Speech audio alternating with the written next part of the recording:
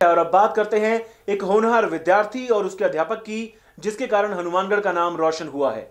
Junction स्थित संस्कार school के विद्यार्थी गुरशरण सिंह और उनके गाइडिंग प्राध्यापक खेमचंद ने मिलकर एक ऐसा वायु शुद्धिकरण यंत्र तैयार किया है, जिसे लेकर उन्होंने राष्ट्रीय स्तर पर दिल्ली स्थित प्रगति मैदान में आयोजित एक प्रदर्शनी में हिस्सा लिया। बड़ी बात यह रही कि अपने इस प्रोजेक्ट के चलते विद्यार्थी गुरशरण सिंह और अध्यापक खेमचंद सिंगला को भारत के पूर्व राष्ट्रपति डॉक्टर एपीजे अब्दुल कलाम से भी प्रशंसा हासिल हुई है।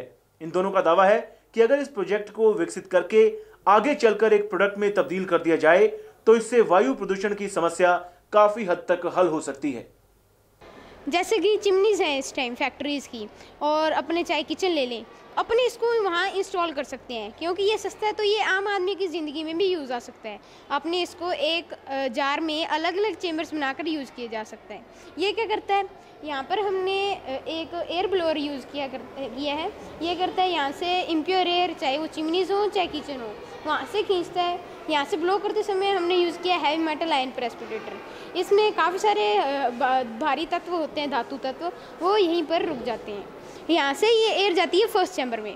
फर्स्ट चैम्बर में हमारे पास है वाटर और ऑर्गेनिक सॉल्वेंट। इसमें क्या हो रहा है, जो ऑर्गेनिक सॉल्यूट्स प्रेजेंट होते हैं एयर में, जैसे कि खुशबुआएँ होती हैं या फिर धुएँ होते हैं, वो जैसे इसके अंदर आते हैं उनका टेम्परेचर कम हो जाता है और वो ऊपर तैरने लग जाते हैं।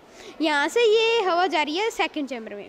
सेकंड चैम्बर में हमारे पास है लाइम वाटर, जैसे कि कार्बन डाइऑक्साइड, जो कार्बन डाइऑक्साइड गैस है जो कि हाईली रिस्पॉन्सिबल है ग्लोबल वार्मिंग और हाई सी लेवलिंग। और जैसे अभी केदारनाथ में काफ़ी फ्लड्स आ गई थी, तो कहीं पर जैसे सूखा हो रहा है, तो ये क्या करता है, यहाँ पे इम्प्योर एयर को, जो कार्बन डाइऑक्साइड होती है उसको कैल्शियम कार्बोनेट की फॉर्म में यहीं पे रोक देता है।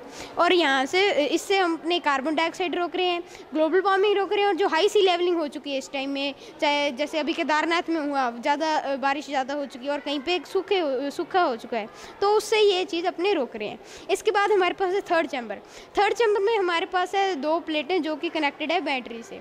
इसमें क्या हो रहा है, जो रेस्ट CO2, SO2 और NO2 होती है, जिसकी वजह से एसिड रेन्स हो रही हैं और वो आयरनाइजेशन की वजह से पानी के अंदर ही रुक जाती हैं, जिससे अपने 95 to 98% जो एयर है उसको प्योर कर रहे हैं।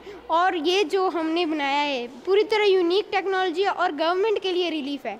सर, ये अपने आप में एक लेटेस्ट टेक्नोलॉजी है जिसको हम लोग कहीं भी यूज़ में ले सकते हैं, चाहे वो इंडस्ट्रियल लेवल पे है और चाहे डोमेस्टिक लेवल पे। जैसे डोमेस्टिक लेवल पे अगर हम लोग बात करें, किचन के बाहर हम लोग एग्जॉस्ट फैंस लगवाते हैं, या फिर अगर हम लोग फैक्ट्री लेवल में अगर हम लोग देखें, इंडस्ट्री लेवल में हम लोग देखें, तो वहाँ पे चिमनीज़ लगी हुई होती हैं। वहाँ पे एग्जॉस्ट फैन तो लगे हुए हैं जो कि इम्प्योर एयर को लगातार बाहर फेंक रहे हैं, लेकिन हम लोग उसी इम्प्योर एयर को कैप्चर करके एक पर्टिकुलर सॉल्यूशन मीडियम में से पास कर रहे हैं, जिसके कारण जो इम्प्योर एयर है उसको हम लोग प्योर फॉर्म में कन्वर्ट कर सकते हैं, या जो एयर के अंदर प्रेजेंट पॉल्यूटेंट्स हैं, प्रदूषक हैं, उनको ऑन स्पॉट ख़त्म कर सकते हैं। गुरशरण के बारे में मैं ये कहना चाहूँगी कि इस बच्चे ने अद्भुत प्रयास किए हैं इस प्रोजेक्ट के लिए। आप ये देखिए कि 7वीं कक्षा का छात्र और मात्र एक छोटा सा गांव जिसका नाम चक जहाना है, वहाँ से आया एक बच्चा जिसको नर्सरी में उसके माँ बाप हमारे हाथ में उंगली थमा कर गए थे, और आज सिर्फ 7वीं क्लास में पढ़ते हुए वो देश के स्तर पर पहुँचा और वहाँ पर 11वीं 12वीं के बच्चों की नॉलेज से भी आगे निकल कर दिखाया। इतना बड़ा प्रोजेक्ट बनाना, उसकी इतनी डेप्थ लेना, वो भी साइंस के प्रोजेक्ट्स की, इट इज़ नॉट ईजी।